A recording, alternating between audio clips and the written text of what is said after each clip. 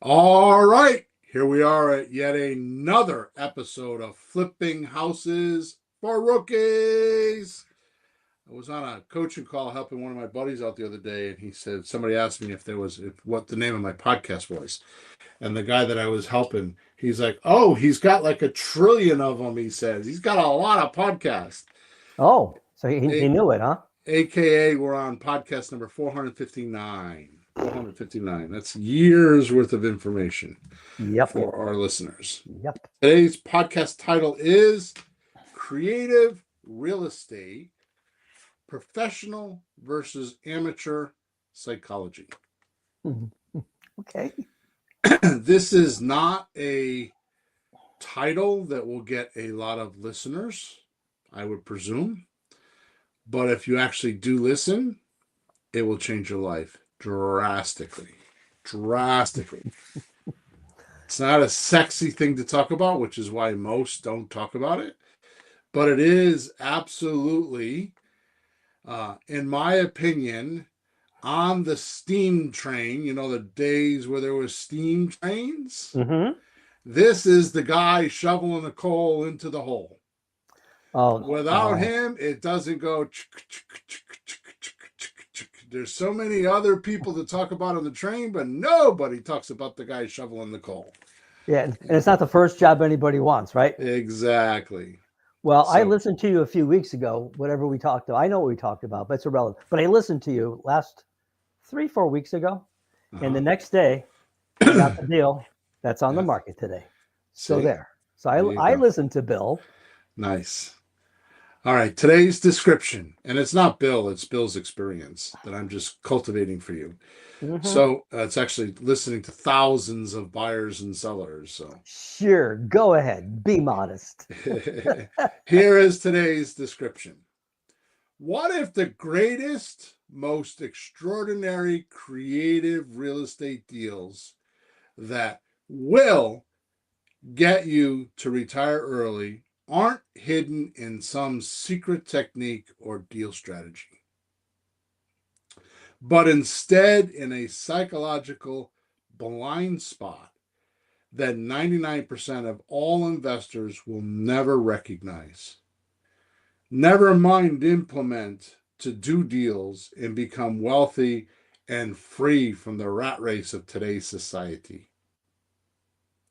Are you tired of walking away empty handed from your seller conversations? Then finding out later another investor snagged the deal? The truth be told, there is a moment in every deal negotiation when a professional and an amateur take entirely different paths. So, exactly what is that invisible line dividing success and failure? Well, I can tell you this: it's not knowledge, capital, or slick scripts. And today's 60 minutes, in today's 60-minute episode, I will reveal why you feel like you've been boxing a shadow when talking to sellers and a bit exhausted or run down. Then, how to do a simple fix so you too can start working less and making more.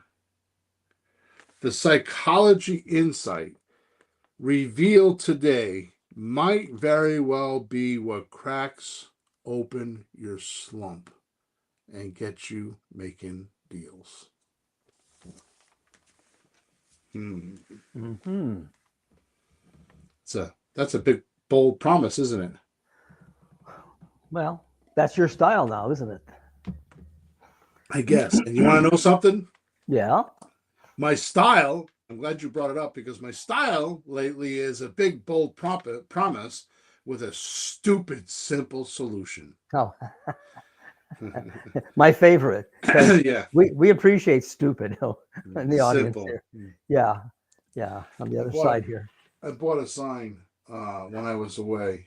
Oh no. Uh, yeah, It says, "Warning: no stupid person beyond this point." Oh I was God. gonna hang it on my office door, but I haven't had the balls to do it yet. Well, the problem is stupid people don't know they're stupid because they're stupid. They don't know they're Yeah, stupid. They that's think they're me. smarter than you are. That's me. I've been I'm not stupid even most going of to my quote life. what I heard recently. No. All right, let's get down to the podcast. So, let's just do some housekeeping. So, I wanted to let you guys know that you should subscribe to us because we're on the air every week. Like I said, Mhm. we've got 459 podcasts. That's an hour every week of hardcore training. I'm not trying to sell you nothing or pitch you anything. I'm just here giving back. My number one tool for making me lots of money, has made me millions and millions of dollars, is Karma. And no, I'm not talking about Pete's dog because her name is Karma. No, she's not a moneymaker. Trust me. She's a So money sucker. I'm just giving back, so you do what you want. I don't even look at my statistics anymore. I have no idea. I lost track at over 2 million downloads. We could have 5 million and I would never know it. I'm Mm-hmm. not doing this for any other reason except to help the listener. I listen to a lot of podcasts myself, especially political podcasts, and it is amazing how much you can learn when you go underground and get off the mainstream media or mainstream places. I'm kind of a little bit on a rant right now, but I've got books everywhere. I read a lot. I love to read, and it's gotten to a point now where I don't even hardly buy from Amazon anymore. I do occasionally, but a lot of my books I've been buying on eBay, Mm. or if I can't find them on because they're older books. But my point is, I read books that people request inside of books. So when I'm reading a book, they're like, "Oh, Oh. this book was great. You should read it." Or Mm. I got this from that book or whatever. And that's how I've been, because so it's just a whole nother layer. Mm-hmm. And I'm only telling you that because that's what happens in real estate. You go through layers. So if you're just trying to get surface information, you're trying to get free information on YouTube and all that kind of stuff, that's great. But those guys are trying to get you into their funnel and sell you stuff. And this podcast is not about that. Although, if you do want to do stuff with me, that's fine. You can go to flippinghousesforrookies@gmail.com and I can do a free consultation and all that stuff with you. But that's not the purpose of doing it. Also, I've created a weekly newsletter called the Creative Real Estate Dealology Newsletter, which is the URL. It's actually in the description. So if you click on the link in the description, or just go to Creative Real Estate Dealology Newsletter.com/subscribe. You will find it there. I also have released a new book. It's called Creative Real Estate I'm sorry, Leads, Deals, Cash, Creative Real Estate, Operator's Manual. You can find that on on Amazon. Just type in William Hawthorne. My last name doesn't have an E, and you'll see the 6 or 7 books that I printed or that you can buy, and that is my newest edition. Also, make sure you, like I said, subscribe and like us. Last thing I want to say, Peter, because I do listen to a lot of podcasts, and Mm-hmm. I just went to I went on vacation with my family. We were down Hilton Head, so I drove. So I had a lot of time in the car with podcasts. And the one thing that we don't do that I should do is we don't have commercials in the middle of the podcast.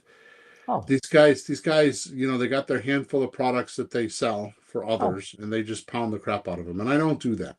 So Mm-hmm. that's proof. That's proof, which is why I'm elaborating on this morning. That's proof that I'm not trying to shove. I do this. I spend probably between 3 and 4 hours a week writing the podcast. Actually, probably 3 and 5 hours a week with the publication and all that stuff, of just volunteering my time so you can get information.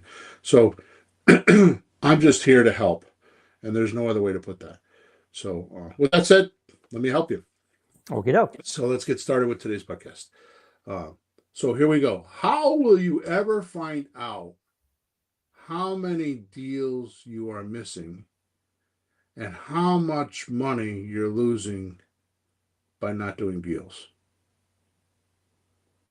Right. I surveyed this Mm. point at one time on my email list, which I don't email as much as I used to because the list is just whatever. But I do it in the newsletter now.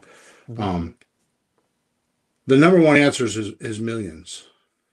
Probably.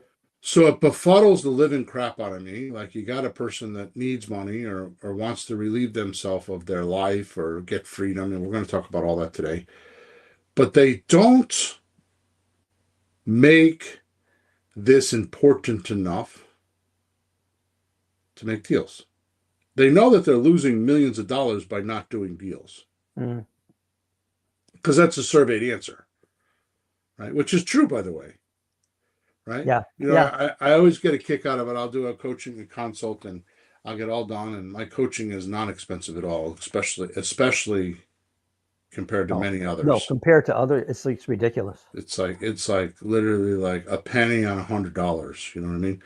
But the point is this: they'll tell me, okay, I'm going to wait, Bill. I'm going to do a deal first and get the money to pay you. And it just befuddles me because it's like, well, you haven't done a deal yet. So what makes you think you're going to do a deal? What's different in your head now that was there? Because if you knew how to do a deal, you would be on the phone saying to me, I've done a couple deals, I want to do more. Mm-hmm. Right? Right. Instead of saying I haven't done a deal yet and I got to crack it open. You know, it just befuddles me, right? And, Yep. and technically, sometimes life just isn't fair. You know, you have certain, you know, you grew up in a certain environment or you have certain ideas about life, and they could be right or they could be wrong. I'm not saying anything other than, I mean, like if you grew up in Arizona in the middle of the desert in an Indian reservation, you may not know how to fish because there's no lakes around. Mm-hmm. You know what I mean? Sure. Or or if you grew up in Alaska in the harshest environments in the world, you know, as far as snow and stuff like that, you'll never know what it's like to lay on a beach. Mm. You know what I mean? So some people just grow up in environments. It just is what it is, and they have certain knowledge and knowledge they don't have, and they don't realize that, right? Yeah, I think the odd thing I just thought about when you're talking about this is it's not unique to being somebody interested in real estate. It's their whole lives. You know, they've always been that way, whatever the job is. Right. They can't conceive being the manager or being the foreman or being the boss or whatever it is to move ahead. They just can't quite conceive it. So it'll carry on into this. So you kind of have to break out of the thought process or the Right. the level in your own head sometimes. So keep listening, keep reading. That's what a coach is good for. I mean, I have a coach. I have a coach I talk to every Friday morning. Yeah. Anybody in my life knows. Don't even try to contact me Friday morning. I'm with my coach, and it's three and a half hours. And sometimes it's just me, blah blah blah blah blah, just complaining about everything. And then some Friday mornings, it's like, are you kidding? But he's a sounding board that I trust, and he always has a different perspective. You know, think of it this way: a car battery Mm. has a positive terminal and a negative terminal, right? Yep. If it didn't have that, the electricity wouldn't flow. If you just had positive and no negative, it would just be stagnant. Mm-hmm. Or if you had a negative and no positive, it would be stagnant. The car would not operate. The electricity would not flow in the car. Yep. And this is you by yourself on your own island without a person that might be a little bit smarter than you or have more experience than you, Mm-hmm. right? Sure. Two heads are better So than one. I had none of that written down, and we just went through probably an hour and a half ago. So, what It is the is. secret no one ever talks about? What is the secret no one talks about that every professional does inherently or consciously, Hmm. right? I was recently asked by a trusted comrade, what do you think makes you let me see. What do you think makes you be Bill the most in the world of real estate? Which was a good question. You know, in other words, what's my unique selling proposition if you wanted to talk marketing? Like what makes me different, Yeah. right? Mm-hmm. And it wasn't really that type of a question. It was just a person that were, you know, smoking cigars and talking shit, right? Sure. Uh, and the answer came to me quick. So, what makes me different when it comes to buying deals? Why is it that I buy deals, Sure. right? And there's many others, because I'm around other people that buy deals too. And the answer came to me quickly. And the answer is I have an overabundance of curiosity. Hmm. No idea why that is, but I've always been extremely curious.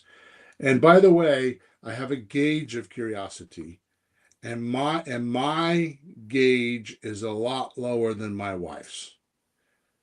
My wife has the most amount of curiosity I've ever seen in one Oh. person. And it's the Mhm. funniest thing in the world because all I have to do is just say one little thing. Well, I'll tell you later. And she cannot take that. She Yeah. cannot take that. Right. Yep. I'm always trying to learn something from someone or other people. Hmm. That's my trait. And not everybody has that. But Mm. it can be taught, right?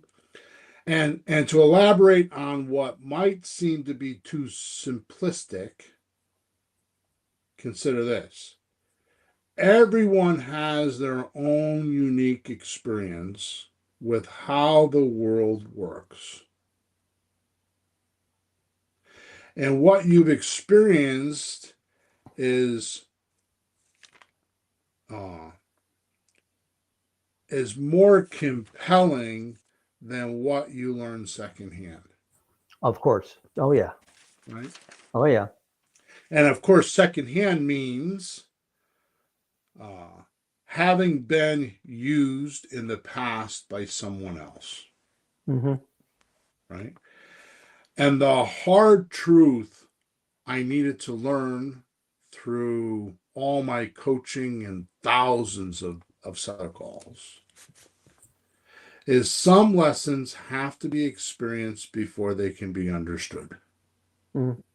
This is the exact reason why I say career real estate is made to do, not learn. Right. And in my book, which I'm going to talk about again, I'll talk about it a couple times because my entire career has become this is is how do you uh, uh, get experience so you can learn, right? Before you can understand Mm. anything. Yeah. Kind of. It's Right? almost a vicious cycle. I mean, you have to have something to start with, but you can't sit and learn the entire thing, and then all of a sudden just jump in. So my entire system, which we call the leads, deals, cash booster blueprint, Hmm. is all about that. It's how you can do recreate real estate deals and not be attached to them. Pretty much like being a realtor and just brokering the deals Yeah. without having any exposure or money needed to do it. Well, And the entire book talks about that. I'm sure a lot of people don't even consider real estate because they think, oh, I don't have any money, Right. or I can't because before they even look at what a way to get into it, Right. which I you mean, do here with this. some lessons have to be experienced before they could be understood. Hmm. Right. So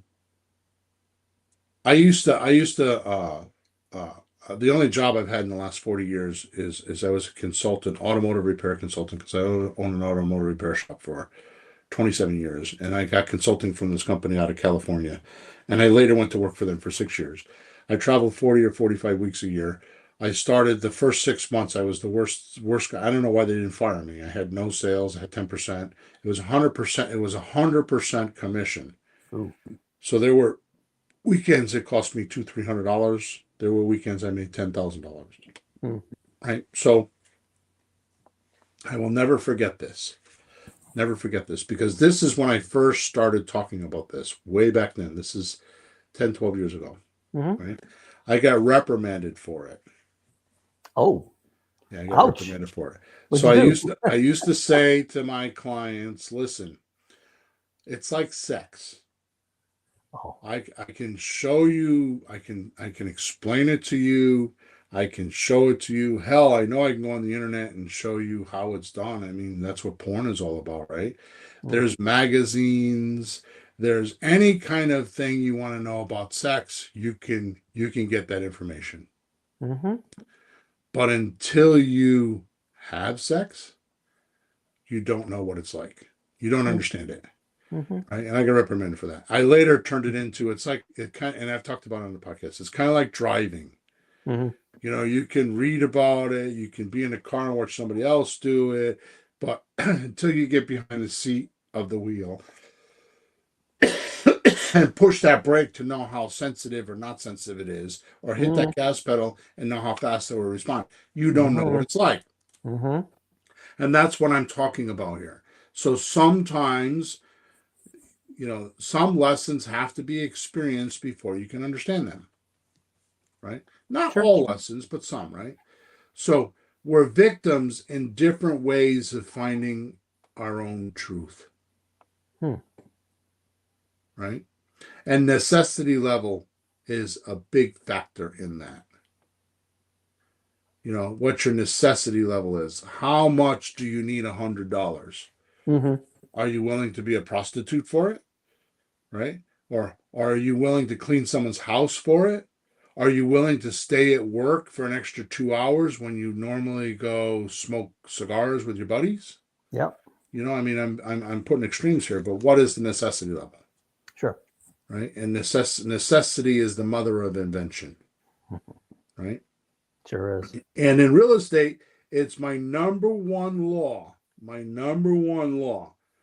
that few people make financial decisions purely on a spreadsheet. Mm. They make them at a dinner table or a company meeting or in a conversation with a family member or when they're socializing, right? Places where personal history is where the seller's own unique view of the world, ego, pride, how they've been marketed to, and uh, I can't read my own writing. how horrible is that? And how they get their odd incentives are developed, Hmm. right? They're all scrambled together, right? And are they And not to also confused? Because I've yeah, talked to people, but I've talked to we're going to people cover later. that. I'll tell you later. And like you said, okay, I'll do that. You talk to them later. I don't know, maybe this. And somebody Yeah. said that they're so confused, I can't find out what they're trying to do. Right. So that's what I'm saying is they're all Yeah, scrambled together in a yeah. narrative that fits their relief, that will ease them or take the stress off of the Mm. situation. Because I mean, Maxwell's Maltz, God bless his soul, they wrote Psychocybernetics. Books are falling in my office.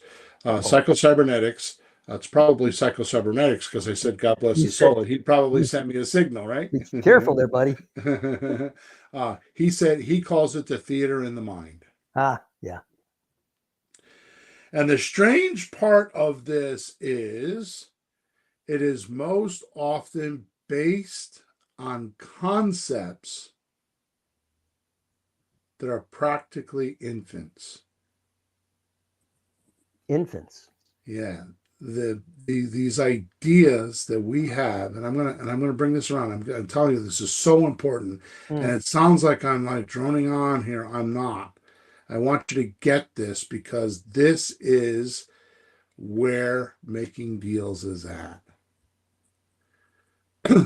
These concepts are practically infants. In other words, there's no details.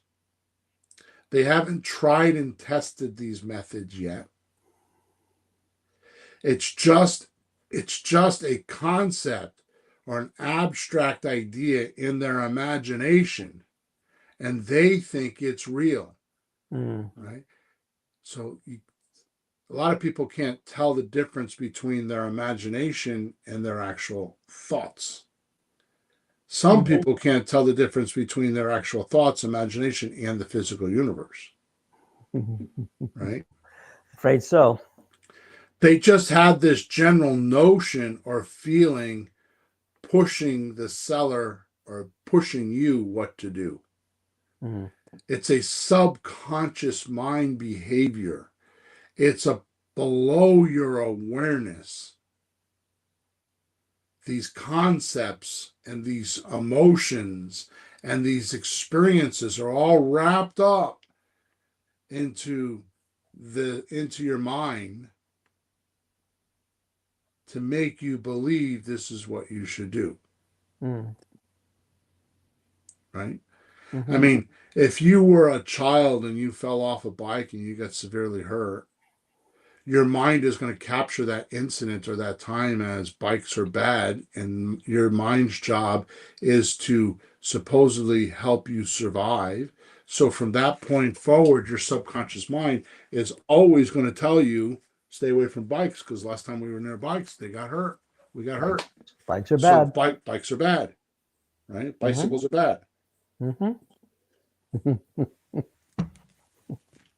This is what's happening to your seller when you're talking to them, Mm.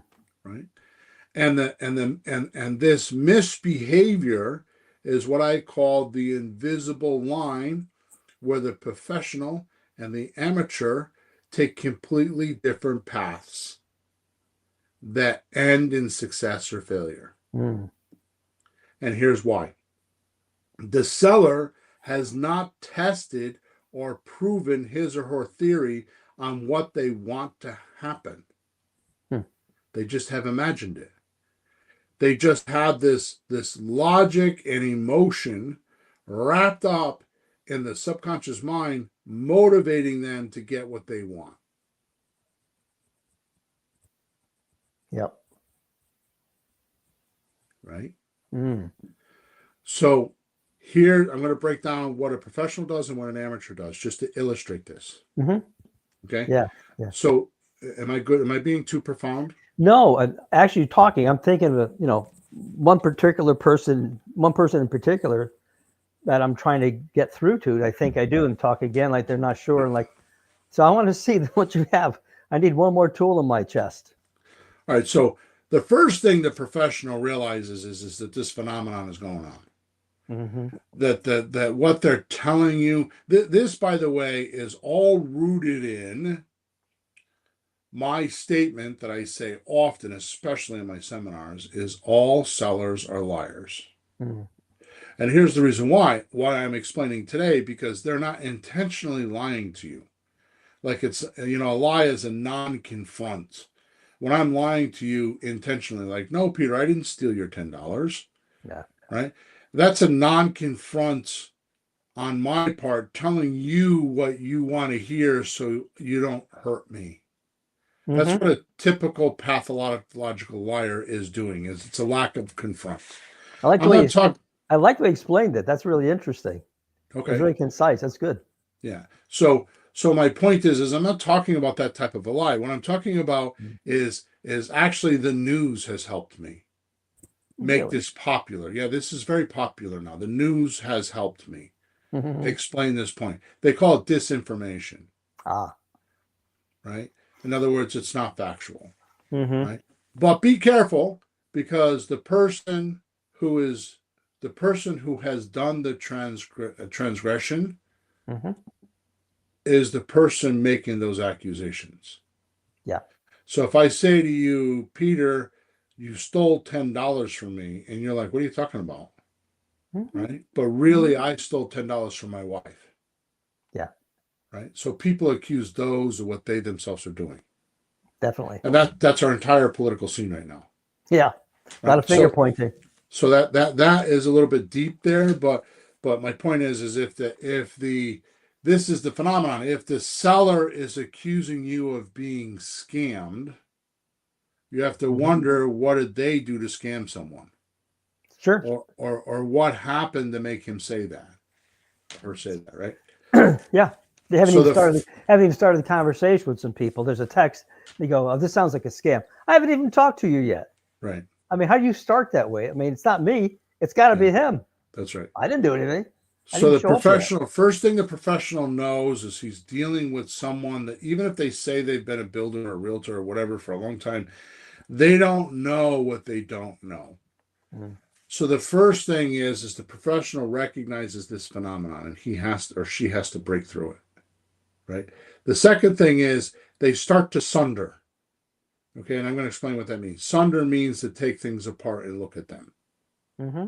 So so so they start to sunder it by having, this is the professional. The professional sunders it by having the seller take it apart and look at it in different pieces Hmm.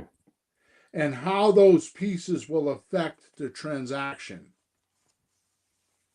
Okay. Results, good or bad. Hmm.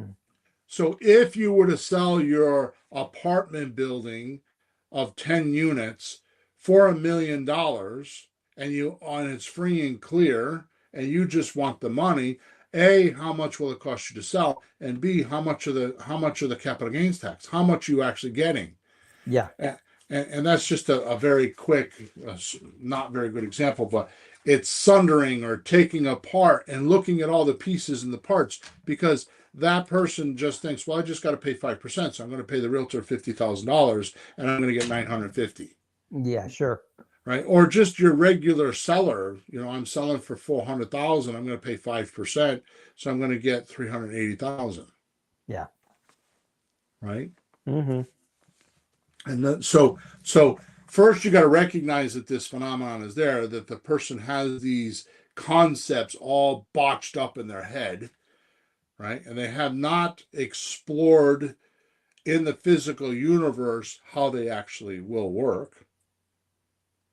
And then once you realize the phenomenon's there, then you have to walk through with the seller and take the pieces and the parts apart. You got to sunder it and take it apart and have them look at each one of these pieces and parts Mm-hmm. of these details and see if it's a good or bad thing for their transaction.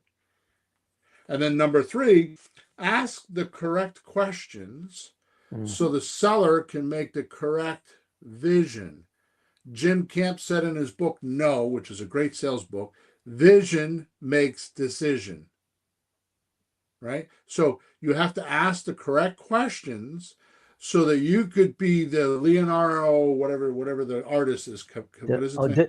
Da Vinci. Da Vinci. So you could be the Da Vinci in the deal and paint the picture of how this transaction could go once you've dissected the piece and the parts. Mm-hmm. That's very important.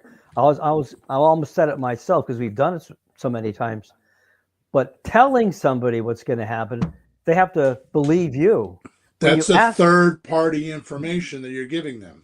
yeah, but if you ask them, well, look at it. How much, if this happens, what's going to happen? They go, oh, I'll make this much money. They figure it out themselves. They can't disbelieve it because they sorted it out instead of just having to believe you pouring it down their throat. That's important.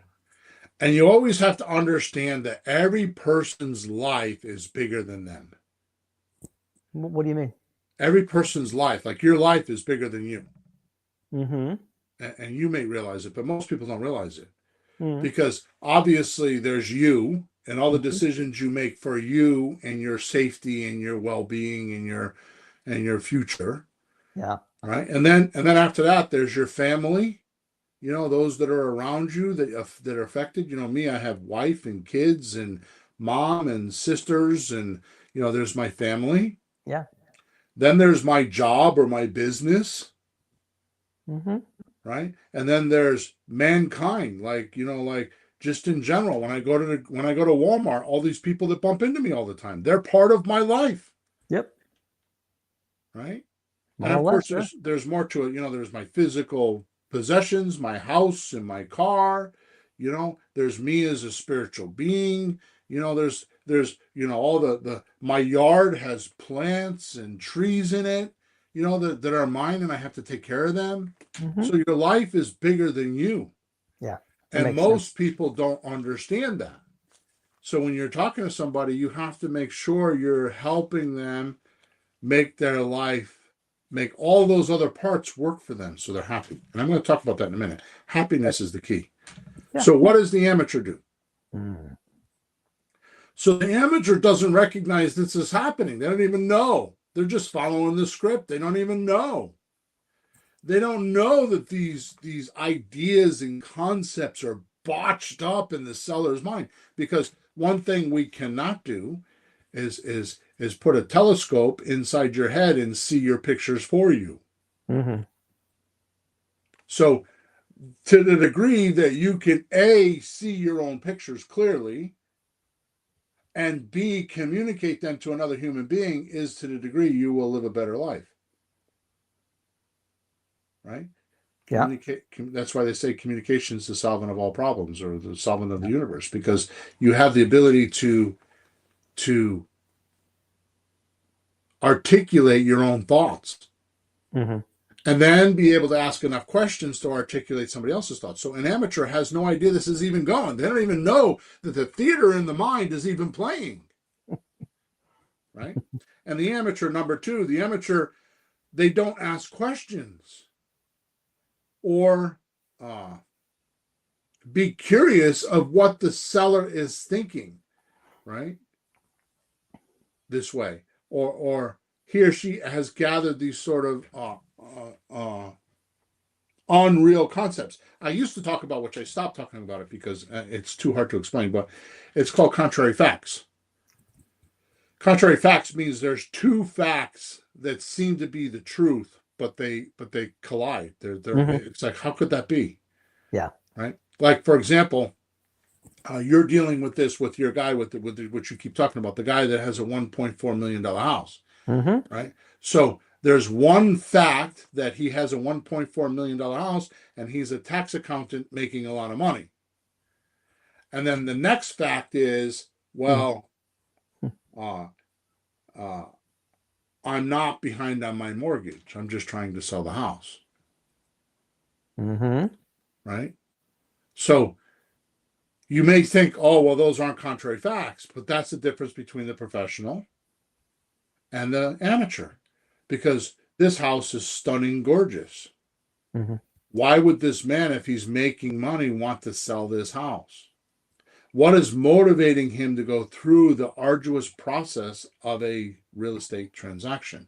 Mm-hmm. So they are actually contrary facts, where the amateur will never even think that way. Yeah. So you need to find out, why has he talked to you 15 times to sell his house?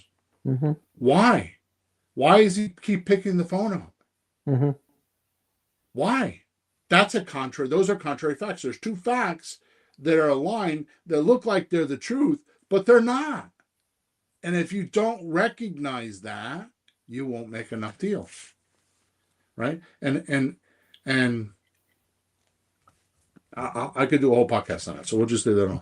So the third thing the amateur does is they don't run down or help the seller create a vision that will make a decision. I promise you, I don't care what it is. It could be getting a glass of water, or it could be marrying a spouse, or it could be Donald Trump going to Siberia. It doesn't matter what it is. This entire universe started with a person's thought. There was a mental image picture somewhere that started it. End of story. Mm-hmm. Right? So if you plan on doing a transaction with someone, you pretty much have to, and I hate to say it this way, but just for illustration purposes, you have to manipulate the picture the seller's looking at, that vision in their mind, the theater in their mind. You have to influence that picture by giving it, by removing the false data and giving it the correct data. This is what a professional does. And it sounds really profound, and it's really simple to do. Well, you would think, I think it sounds simple to do. You ask the person a question, it gives you an answer. You go, okay, but you would go, wait a minute, and ask two or three more questions and find out what the hell is really going on. Right. And I'm getting better at it, by the way. I'll let you know later. But how much can you find out on the first conversation, as opposed to taking 3 or 4 or 5 to get a whole story that in the end is like a mess? But so when Peter says he'll tell me later, after we get done recording the podcast, we spend time together talking about our deals. Mm-hmm. So in other words, it's a lack of responsibility to allow the seller to keep thinking that they can get the impossible. because the investor's lack of curiosity or strong desire to know or learn why the seller is acting or requesting outrageous requests. Often, it's a lack of responsibility for you not to know how to do what we're talking about today and actually helping that person. And I'm going to tell you right now, if I could describe the entire real estate industry in one word, I can do that. Whoa. Go ahead. Help. Ah, nice. And the number one problem with every human being on planet Earth Mm-hmm. is they have experienced betrayed help. Yep. And they think you're just another one of those people that are going to betray them. Mm-hmm. These strange or unusual facts are actually the tripwire to stop using scripts and dig in, which is the most, which most miss. Like you just said, I'll stop because I have often said it's not the questions you need, it's the answers. Right? I didn't understand that probably for 3 or 4 or 5 times that you said that until I finally realized when the person answers you, that's the gold mine you're looking at that you should ponder and say, well, what does that really mean? What's he telling me? Dig in a little deeper and see what's really happening. It's not just you ask a question to give you an answer. I'm done with that question. Screw the question. The answer is important, what he's thinking, his theater in the mind, all that stuff. Let me give you a weird example. I'm going to give you a weird analogy, and we're way off time right now, so we're going to go a little bit longer than an hour. But let me give you a weird example. Yeah. You're in the jungle, and you know you got to get to the top of the mountain because you got to build a fire so that they can find you when the airplane comes by. Okay. The only thing you have is a compass. So you're standing in a place where you can see the top of that mountain. Mm-hmm. And you have a compass, and the compass says that mountain is due north. Okay. And you get down into the jungle and you can't see the mountain. You're just following the compass. Right? Yeah. But all of a sudden the compass points due north and it made you turn around 180 degrees and walk the other way now. Yeah. And you're like, why is that? Why am I turning around and walking 180 degrees the other way? A perfect example is you're driving, and this has happened to me many times. You're driving and you think you know the right direction, and you don't. You're going the opposite direction. It's the same thing. So when that happens, when that compass flips around, because all of a sudden there's a magnetic field there and made the compass go north some other direction, you have to query it. You have to question it. Why did it do that? And that's exactly what I'm talking about. Mm-hmm. You have to wonder and be curious. Why is the seller saying that? Mm-hmm. Why is the seller telling me this? And you need to tear it down like an onion, peel it back. Right? Yeah. So here's what happens. These strange, unusual facts are actually the tripwire to using scripts and dig in, which most miss, especially when the investor or entrepreneur are money motivated.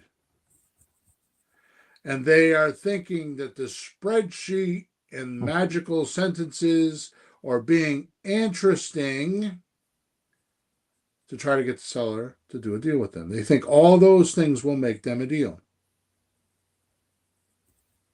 When all they need to do is be interested,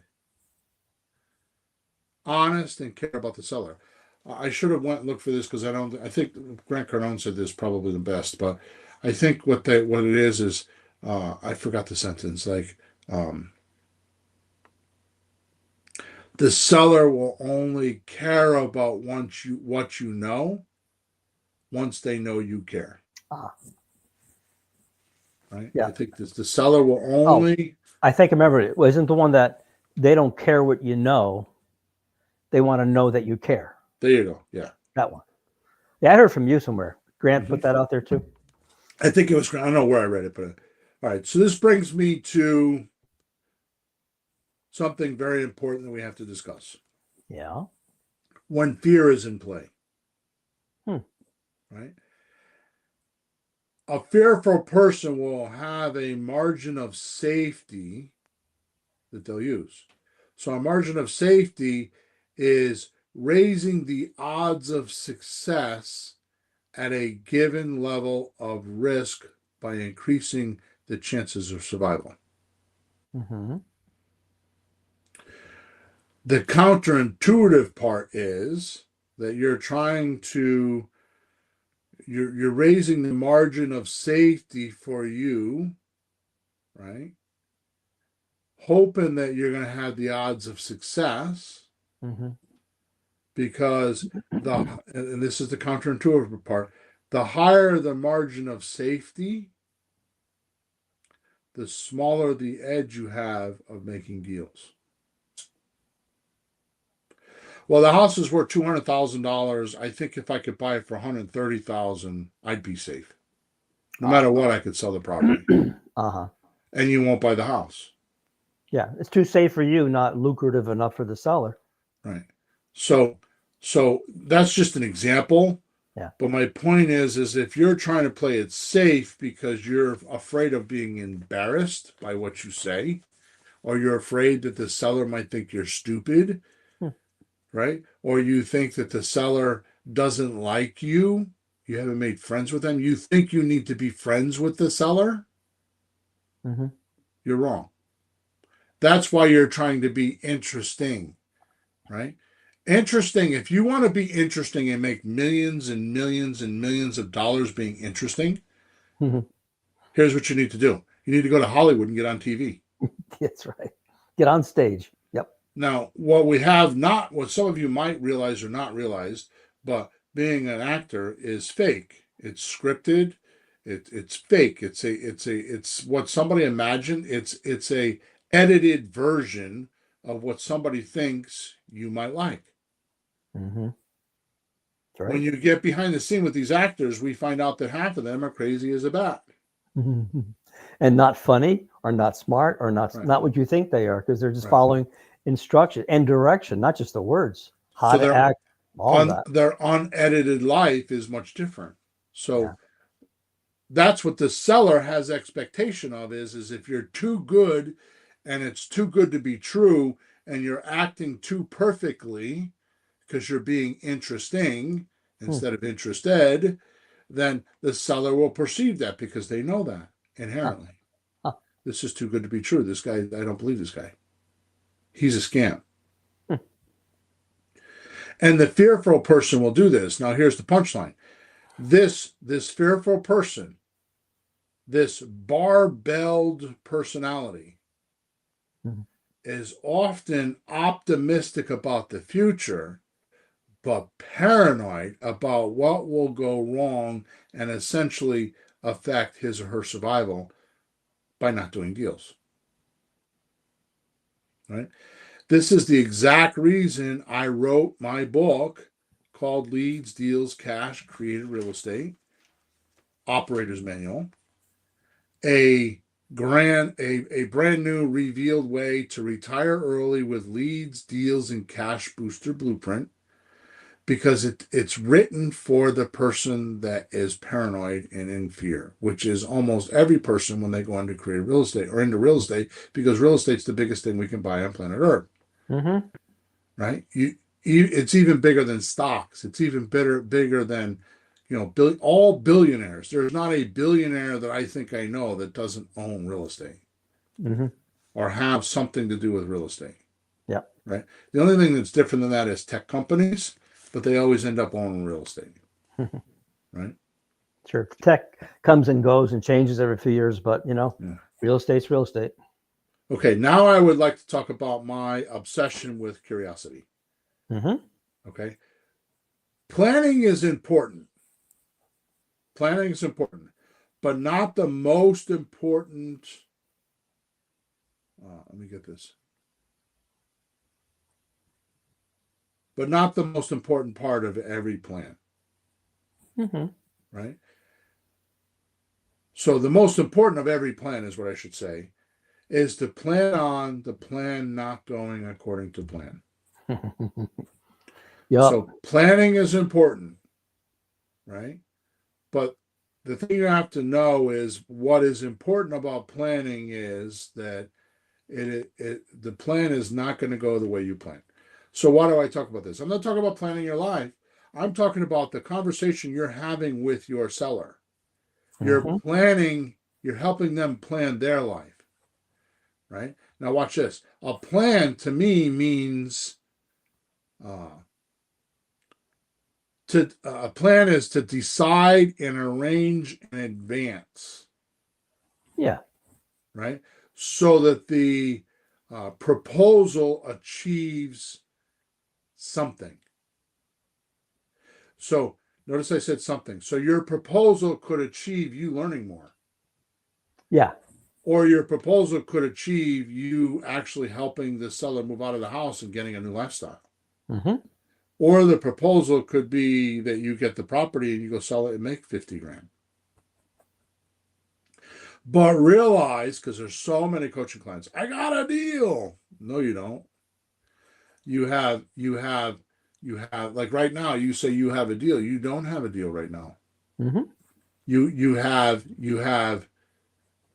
a house on the market that could attract a deal. Mm-hmm. Deals come from buyers, not from sellers, Right. right? Sellers just give you the inventory to attract the buyers, Mm-hmm. right? So planning's important, but not the most important thing. The plan is what you talk about. You're not talking about the house, you're not talking about the seller, you're not talking about the buyer, you're talking about the plan. The plan is what you focus on, right? The plan is the arrangement in advance. So you are technically, and if I had a good way to say this, I wish I had my own word, but you're actually a plan strategist. Mm-hmm. You are helping the person because think about it. Why does a person that want to sell a house go to a realtor? Because they want a plan and they want somebody to help them to execute it. And they Yeah. think the realtor is going to give it to them, right? Mm-hmm. So a plan is only useful, and pay attention to this. A plan is only useful if it can survive reality or the physical universe. And a future filled with unknown is everybody's reality. So the reason why people pick me is because I've done hundreds and hundreds of deals and I have experience with the plan. So the plan is the thing that we focus on, not the real estate. It's the plan of how do we get from here to there, Mm-hmm. right? In other words, once we find out what the problem is with the seller, what's the plan? Mm-hmm. Is it need or is it greed, right? Yeah. Now, Yeah. pay attention to this. I don't have enough time because we're coming to an end here, and I still have 3 more pages of notes, so we're going to be in trouble, right? Mm. Now, pay attention.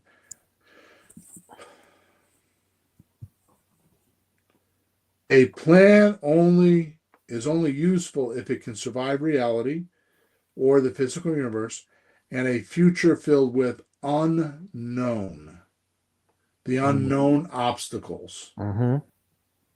right? So a plan will handle the unknown obstacles for you, me, anybody, which is why happiness is overcoming the unknowns.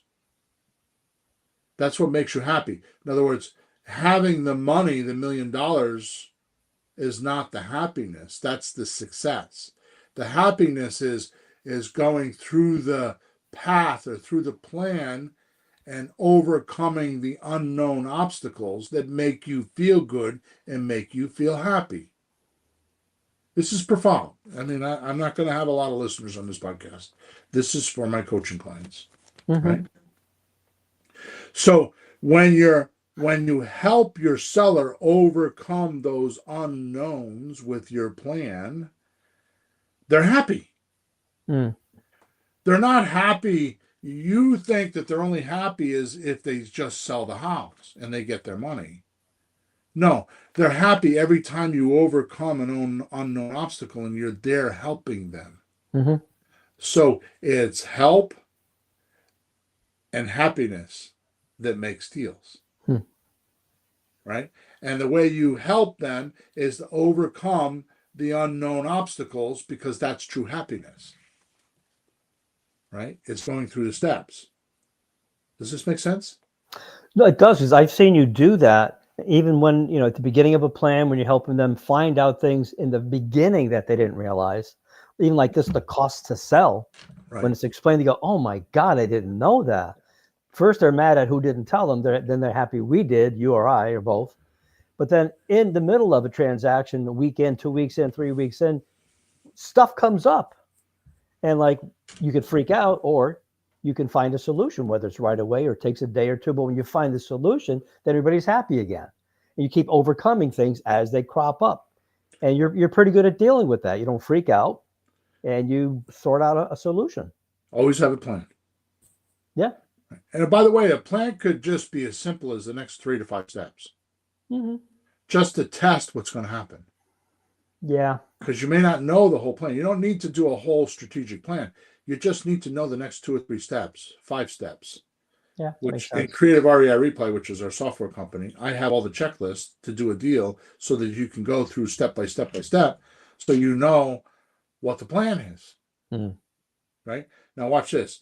So happy sellers do business with you,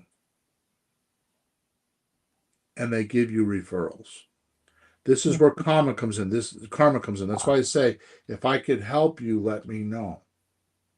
Yeah. Because I know that what I'm helping them with is the plan. It's not the solutions. It's not the real estate. It's the plan, or the idea, or the concept in advance of how they're going to get someplace. Does that make sense? Sure. So I'm looking for the definition of a plan here. A plan. Yeah, I just gave it to you. I don't know what the hell I did with it. That's bizarre. Oh, here it is, right in front of my face. It's on the piece of paper I'm holding. A plan is to decide and arrange in advance so the proposal achieves something. Mm. Did I say that it achieves a closing? No, because you don't always know exactly what's going to happen. You got to keep your mind open to see what actually is needed, what the something becomes. How would you know ahead of time before you find out what's going on? We don't know. Right. So watch this. So you help somebody sort out, like the like you mentioned before, the cost to sell. Yeah. Or even how something works. Is it possible that you could help someone and they decide to keep their house? Yeah, that happens to me all the time. Mm-hmm. But here's the thing: you help them overcome the unknown obstacles that they had, and they became happy. So now they're gonna recompense or pay you back by getting you another lead. Right? Mm-hmm. So one of the things that is the most strangest thing to me is a lot of people are trying to make that one big deal or a couple of big deals, right? Yeah. In essence, what they're trying to do is they're trying to make their financial situation unbreakable. Like you're trying to do that. You're trying to make your financial plan, your finances unbreakable. In other words, you're trying to make enough money that no matter what happens, you have enough money to handle it. Mm-hmm. Right? When really compounding your skill and doing better and better deals ad hoc, in other words, without any scripts or anything, just doing them like what do they call that? Ad libbing? No. No. Begins with a P. Oh my God. I just lost my thing. Anyways, proverb, or when a comedian will just so forget about that. So when you really compound on your skills and doing better and better, and you can just ad hoc a deal, right, on the fly, anytime, is the big unbreakable financial dream that you want. It's not the money, it's your ability to get money out of thin air whenever you want, Mm-hmm. right? Too many want millions to be rich, right? Yeah. Or feel they need that to live their dream life. In other words, they don't understand money enough, or they don't understand their life enough, that they're trying to make it so they're financially unbreakable. Yeah. Big safety margin. Right. Right. So in other words, they feel like that's freedom. They can do whatever they want because they have enough money, right? Mm-hmm. And not enough realize you only need enough assets to provide the lifestyle you want to choose. So plus about 10% more to continue building, your reserves. Mm-hmm. So if it costs me $4,000 a month to live, I should make $6,000 a month, $5,000 or $6,000 a month. And the trick is not making money. The trick is putting your time into making that money. So most people have to work 40 hours a week or 50 hours a week to make that $4,000 plus. My Mm-hmm. wife does, right? Mm-hmm. Some don't realize that if you have an asset and you work at it for 10 or 20 hours, it could give you XYZ, $500 a month, Mm-hmm. right? So the trick is to get your assets to pay for you. Then if all of a sudden I decided I wanted to go to Egypt, Mm-hmm. then I need to do a deal, or I need to change. I need the assets have to provide that for me, Mm-hmm. right? So you have to decide now. So I find not enough folks go into create real estate figuring out how much they need in assets to provide yield for the lifestyle, right? They don't Mm-hmm. think about that. They don't think about how many houses they need and actually have a plan or a goal. And so I'm talking about this today because if you don't have this, you get on a call and you become anxious and needful because you're trying to make every deal because you think you need every deal to make millions of dollars so that you can have an unbreakable financial future. The professional doesn't do that. He's relaxed and knows that 1 out of 5 phone calls or 1 out of 10 phone calls, he'll get something. Mm-hmm. And he's willing to go through those 5, 10, or 100 phone calls, whatever the number is, right? So the interesting thing is that when you figure out how many houses you need or how much assets you need, it could be as simple as 3 to 5 houses. And it's simple. Or sometimes it's 30 to 50 houses, right? Mm-hmm. And my last point, and then we'll get out of here, is this all comes down to what I call the person uh, in the car paradox. The person in the car paradox, Okay. I haven't heard this one. or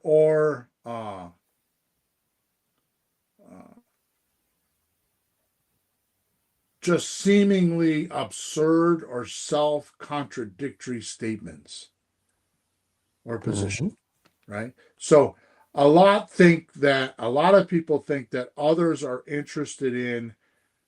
I'm just going to read it instead of trying to. So a lot think others are impressed with your possessions instead of being impressed by you. Ah. So you drive a Ferrari, a Lamborghini, a Rolls Royce. I have friends, I have partners like this. Instead of driving a Toyota or a Camry or a Honda, right? Mm-hmm. That is practical in helping your lifestyle of freedom. If you want to get more information on this, this is just not me talking. This is the book to read is The Millionaire Next Door. I don't remember who wrote it, Mm-hmm. right? Wealth is what you don't see. Wealth is what you don't see. Spending money to show people how much money you have is the fastest way to have less money. Mm-hmm. Yep. And this is my parting lesson for all of my listeners today. And the biggest point on being a professional versus an amateur. If you understand skill and experience are a lot like money, it is not something to flash around to get others to think you have it. It is best used by not spending your knowledge and experience to show people or your sellers how much you have or how much you know, so they will do a deal with you. Instead, the professional will take the stance with a seller that the seller needs to show them motivation and interest enough for the professional to employ his or her skill and experience to get their desired result. In other words, you need to prove to me, Mr. Seller, that you're qualified for me to give you my plan and help you execute it as a consultant, as a professional consultant that has done this many, many, many times before. You have to prove to me that you're worth my investment. Mm. Which is why, which an amateur doesn't do. They think everybody's going to do a deal with them. Mhm. Now, this is the punchline, and as far as I'm concerned, the most important part of the podcast at the very end. Okay. Which is why I always say to pre-qualify who you help and who you don't help is how you're going to figure out who's a prospect, who's a suspect. This single skill of pre-qualifying is the most critical part that will get you to retire early. It's not the amount of houses you buy. It's knowing what you need to have to retire early and focus on that. In other words, you have your own plan. And then go find people to help you execute that plan. Jim Camp talks about this in his book. No, it's the mission. Your mission has to align to the cycles you do with sellers. If it doesn't, and you can't say to them, my mission is to buy 4 houses, and you're one of the people that I'm going to buy a house from, because blah, blah, blah, it won't work. You have to have a reason to help the seller and tell them what that reason is. Because otherwise they have too much failed help in their life and they think that you're going to betray them. But if you could tell your story, I'm helping you because, my daughter needs to go to college and we applied for grants and she didn't. So I need to buy a house to make $10,000 to send her to college to get her started. Really? And then I need to buy another house later on. Right? I thought they didn't care about us. But here's the thing. I'm giving you a bad example. Let me give you a different example. Yeah. I specialize in helping buyers that normally couldn't buy a house get into a house. The way I do that is if you give me 3 years worth of term, I'm going to pass it on to them and I'm going to help them get a mortgage and purchase your house. Mm-hmm. I can't tell you how much that help flow pushes buttons with the seller, and they're like, well, I'd like to do that for somebody. And I can't tell you, I'll bet you, I'm going to guess, it's 15 to 20%. I'm going to guess 15 to 20%. Maybe not that high, maybe 12 to 15% of the people say, you know what? I would like to do that because I bought this house. That way. That way. Because somebody helped me, my father-in-law, the neighbor, that's how I got this house. Or my first house I got that way. So they want to recompense or give back. Mm-hmm. And you're going to help them with that plan. Yeah, they do like hearing that because it seems more selfless, like you are helping someone else. So a decent person does like that. I've heard people say that. Yeah. So just like money, where you're trying to flash your money off to show people that you have money when you really don't, and show them that you're wealthy when you really aren't, or if you are wealthy, you should flash it around because that's not usually long-term wealth, because real wealthy people like their money to go through generations, right? Not just them. The money's bigger than them, right? When somebody says, I'm going to spend all my money, I'm not going to give it to anybody, it tells me right away where they are personally. They just care about themselves and they don't care about nothing else.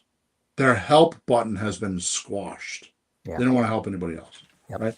The purpose of money is to help you live your lifestyle, which of all the places I talk, yourself, your family, grow your business, help mankind, make your yard better, all the things. Your dog and your cat, they live a good life. I mean, it's just more than just you. Mm-hmm. It's bigger than you, right?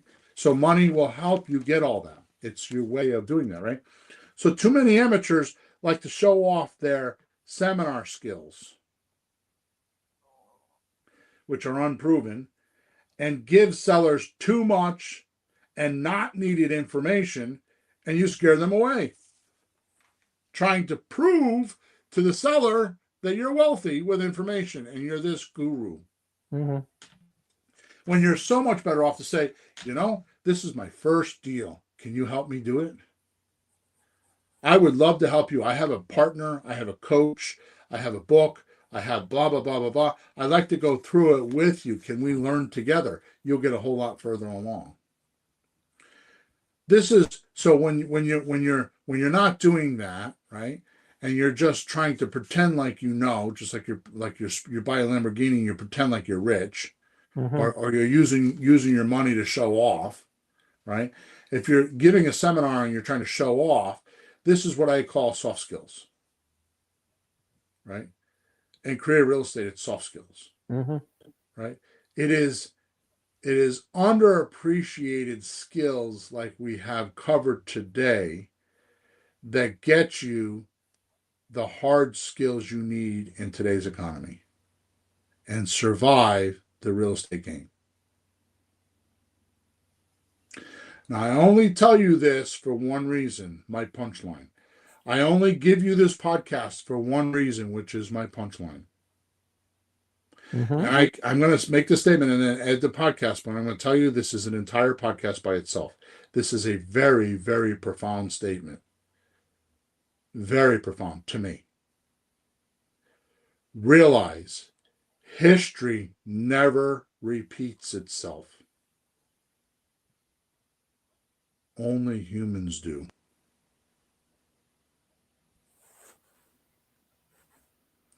History never repeats itself. Only humans do.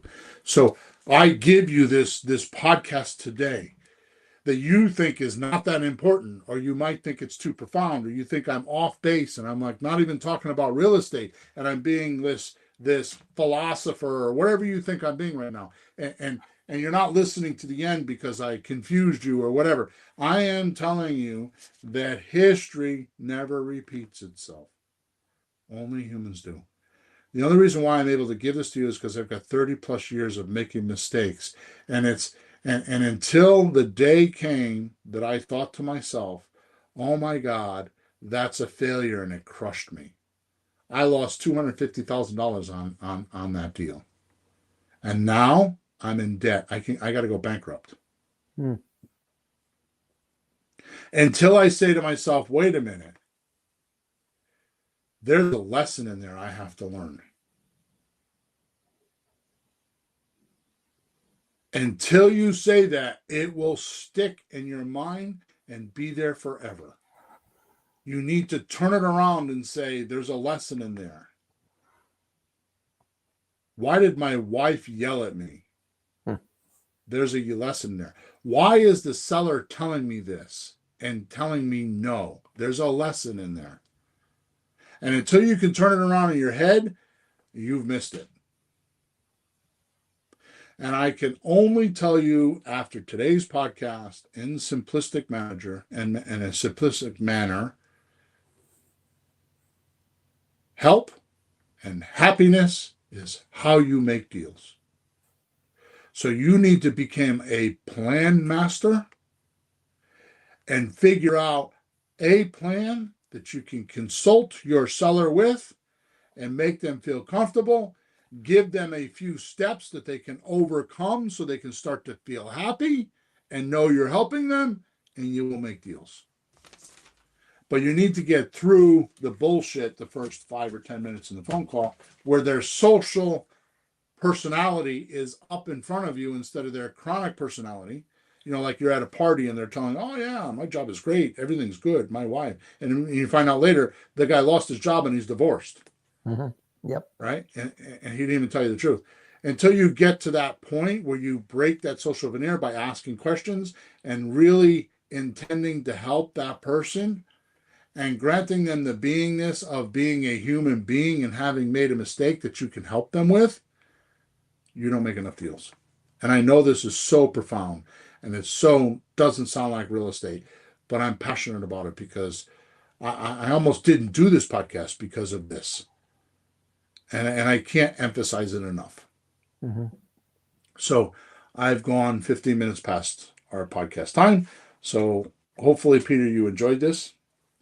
Hopefully, our listeners have enjoyed this. Thank you for listening to us. Make sure you subscribe to us or like us or leave us a review wherever you're watching us.